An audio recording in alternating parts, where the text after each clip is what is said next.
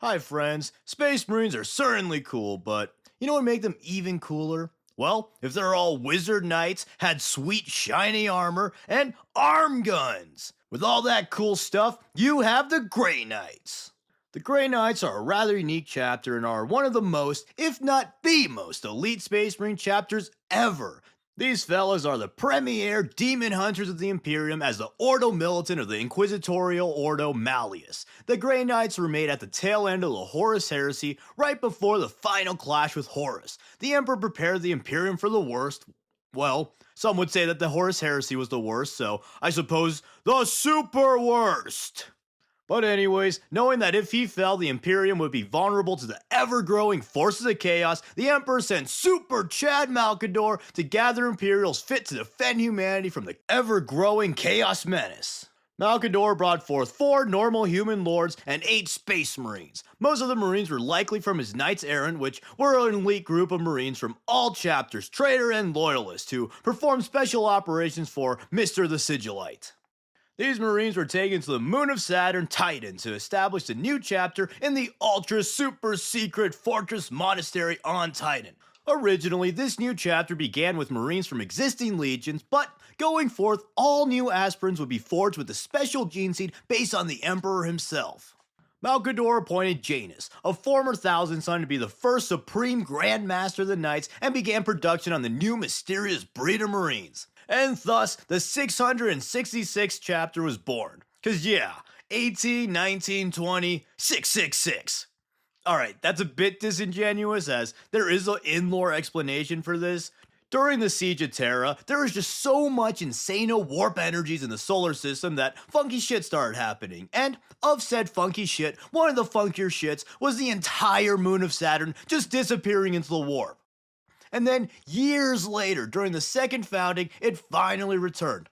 And thus, the Grey Knights were officially dubbed the 666th chapter. Which also seems a bit far-fetched, as the second founding almost certainly didn't have 646 new chapters. But we all know that the Grey Knights were clearly named the 666th chapter because it's cool and edgy, and they just wrote some of the lore to be band-aid solutions to the reasonings. It doesn't really matter that it doesn't make sense, because it's cool, and it's also kind of funny that the ultra demon-hating chapter bears the number of the beast. But anyways, one convenient thing about your super mega chapter disappearing into the warp for a bit is that the warp is a strange place and time rarely progresses regularly. Plus, you'll constantly be facing demons and horrors beyond human comprehension. Which, that second one might not sound like a benefit, but for insano super dudes like the Grey Knights, it indeed is. So, when the Grey Knights returned to real space, they were already a full-fledged chapter of elite demon-killing machines, fortified against the treacherous influences of chaos. How convenient. Oh boy, that certainly sounds cool. How can I become a Grey Knight? Well, first off, every aspirant has to be a psyker, so tough luck, that writes off 101% of my viewers with an approximate 1% margin of error. But for the absolute 0% of you who are psychers, these psychers are often chosen from the black ships transporting psychers to Holy Terra. Promising psychers are taken to the Chamber of Trials on the Grey Knight homeworld of Titan, and if they pass the trials, they are subjected to a more sophisticated version of the regular Space Marine augmentation process and psycho indoctrination. Then, after all that, they have to pass the 666 rituals of detestation. These rituals are super mega nutty insano. So nutty insano that most full-fledged Space Marines wouldn't be able to pass them. But if these aspirants do pass, their memories and their past lives are wiped and they're given a new name.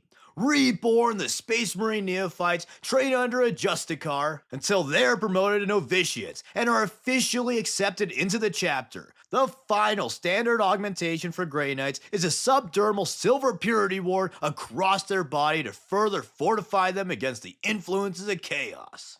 Each and every Grey Knight is a powerful psyker, and they're trained to harness their psyker energies into a protective warding aura known as the Aegis. This training allows them to essentially channel their soul energy through their armors and become anathema to demons, kinda like a mini version of the Emperor's aura. In addition, they're taught anti-demon tactics. One potent tactic is true names, and another is of course cool sword skills. But back to the first one. To demonstrate how powerful true names really are, one time, absolute mad lad Supreme Grandmaster Caldor Drago was able to incapacitate a demon Primarch Mortarion by speaking his true name. By speaking his true name, he was able to weaken the Primarch, and then he flexed on him by carving the previous Grandmaster's name into Mortarion's heart. Now, depending on how much you like the Knights and or how much you think that Chaos is a total joke, this moment may or may not be total bullshit. But it is a canon moment that demonstrates just how powerful of an asset a true name can really be. This moment is totally bullshit though. Anyways though, although Grey Knights are some of the best, if not the best, and they have some of the best, if not the best equipment to face chaos, the forces of chaos are endlessly vicious and viciously endless. So, in the grim darkness of the far future, not even the stalwart Grey Knights are immune to getting stabbed to death by big old demon swords. When killed, if possible, a fallen Grey Knight is taken to the death field to Titan. Their body is then cleansed of taints, and then a 666 word oath of sanctity is inscribed on their corpse. But Grey Knights are a lot more interesting alive, so let's talk about their fighting style and unique weapons. All of the Grey Knight stuff is made on their exclusive Forge World at Deimos. Since Deimos is a moon of Mars, it's one of the smallest Forge Worlds, but it makes some of the most powerful gear. So that's right, fellas, size doesn't matter. Also, funnily enough, this moon was magically taken from Mars' orbit and put into Titan's orbit. How convenient. Of these weapons, we obviously have their arsenal of Nemesis Force weapons that fits their knightly theme. Force weapons are weapons that are psychically attuned to the user to be extra deadly to their foes, and extra deadly to their demonic foes. The most common Nemesis weapons are swords, halberds, demon hammers, warding staves, and, coolest of all, dual Nemesis Falchions. Woo!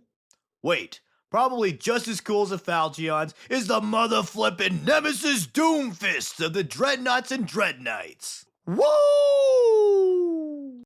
Then, in conjunction with their melee armaments, one of the coolest and most iconic aspects of the Grey Knights are their fucking epic arm-mounted Stormbolters. Woo! Coolest shit ever.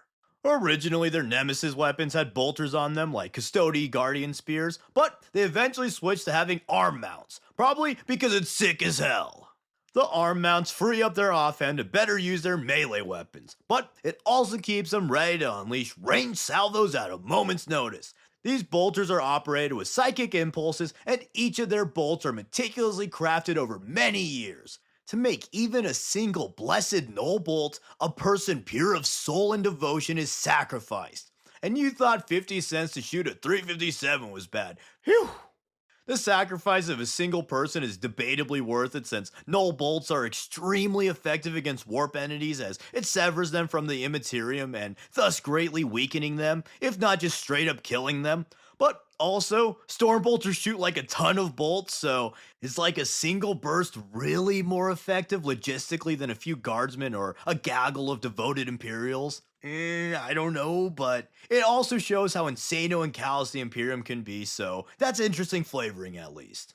Also, theoretically, these would only be used against greater demons and other threats that are near immune to conventional weaponry, but I play Chaos Gate Demon Hunters, and let me tell you, hundreds of souls are lost to kill no-name hobo cultists and overly suspicious pillars, so take that as you will.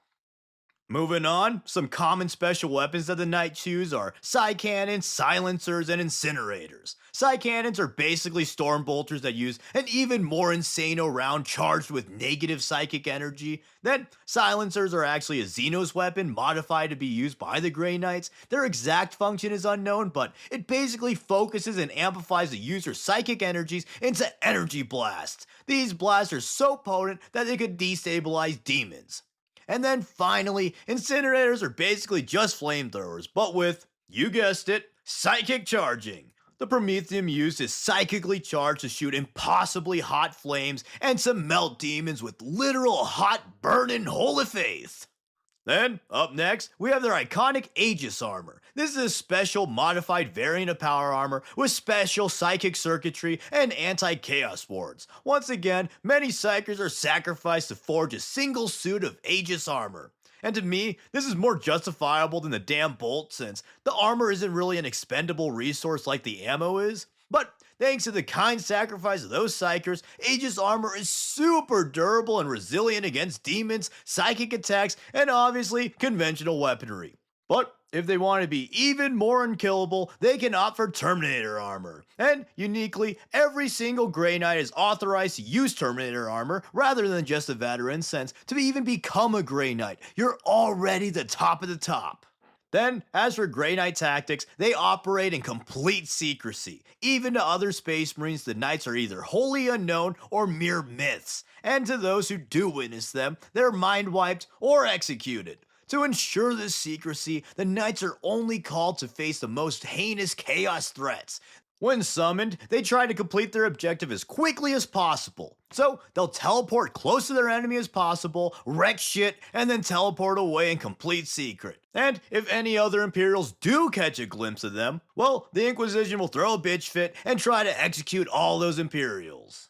Furthermore, in the tactics department, Grey Knights are often put into specialized squads. Strike squads are the basic unit that forms the backbone of their formations, and Scepter squads are the coolest ones as they all have personal teleporters to wreak havoc with unparalleled mobility. Then Purgation squads are the heavy weapon specialists, and finally, the two most elite squads are the Purifiers and the Paladins. Both of these are composed of the most elite and most pure knights in the chapter. The Purifiers are the holiest and most spiritual. They ensure the sanctity of the order while also inspiring their brothers in battle. And the Paladins are the most accomplished fighters in the chapter. These dudes are even nuttier than the average Grey Knight and are some of the most skilled combatants in the Imperium and entire universe for that matter. Then finally, let's close this off with the coolest Grey Knight, nay, the coolest Warhammer unit of all time. The greatest, the most badassest, ultra spectacular killing machine, the Nemesis Dread Knight. Okay, well, not gonna lie, I do kind of like the Dread Knight. It kind of reminds me of those Matrix mechs, or even more badassly, the Lego Exoforce dudes. Plus, this is far from the dumbest thing in the Grey Knights. Their average lore blurb is like 5 times sillier than how this thing looks. If the model could just do anything but its silly ass awkward prom picture stance, it actually does look pretty badass. Plus, this thing was made to combat greater demons, so the imagery of this thing dueling a huge bloodthirster or something is just super hella cool. But that's the Grey Knights. If you want an ultra elite but not quite Custodes elite, super ultra pure mega marines, then these are your boys. Hell, in their entire chapter history, not a single knight fell to chaos. Oh man, that is pure. And also, admittedly, I've never been that big of a Grey Knights fan. I'm more of a Space Wolf enjoyer myself. One big hangup I have is that I'm torn whether or not I like how silly extreme their lore is. A lot of people say that Grey Knights are an example of grim derp, and that would be because they are. Like, the 1 in a million novitiates becoming Grey Knights thing. A single life for a single bullet. Hundreds of lives for armor, etc., etc. It's just logistically absurd. Like, it's hard to believe that 1,000 Space Marines or something is somehow less effective than a single Grey Knight. Or hell, even a custodian seemingly has less sacrifice made to make one of them. And I actually love the silly and over-the-top nature of 40k. Grey Knights just kinda skirt the line for me. On one hand, I love that they exemplify the needless, insane sacrifices that the Imperium is willing to make just to try and preserve their dying empire. And I love how it hammers home just how fucking absurdly elite and insano the Knights are. But on the other hand, it's almost just too stupid. And I know some of the Grey Knights' more dumb lore got retconned, but I'm still iffy on them. But, I mean, it's hard not to like super wizard space marines with dual magic swords and an armed machine gun. And also, aesthetically, they're some of my favorites of all time. I'm just not a huge fan of their lore. Also, Grey Knight players can piss off with the wolf hate. So many Grey Knight fans say how stupid and Mary Sue the wolves are, but brother, you literally like the Grey Knights. When you get down to it, the Space Wolves and the Grey Knights are actually quite similar. They pull off absurd feats that shouldn't be possible. They're great against Psychers, they love their runes, and they have crazy Extremo characters, and so on and so on. Space Wolves just aren't total dickheads like the Grey Knights are. Also, I don't even care about the OP characters in a setting like 40k since I believe rule of cool trumps most things and OP characters are cool. But just don't be a hypocrite with your blind faction simping. But anyways, I think I sufficiently pissed off all the Knights viewers, so let me know what you think of them. Are they the coolest chapter of all time, super duper mega marines, or are they just grim derp shiny idiots? Let me know in the comments below. Anyways, thank you for watching and thank you to all the patrons who help support the channel and allow me to make these cool videos. Oh, and also, buy my stickers. And as always, please like, comment, subscribe, and consider sharing to all your super duper mega elite wizard marines. People say Space Wolves killing Grey Knights is bullshit, as if Grey Knights banishing Primarchs every weekend isn't the real issue in that power scale.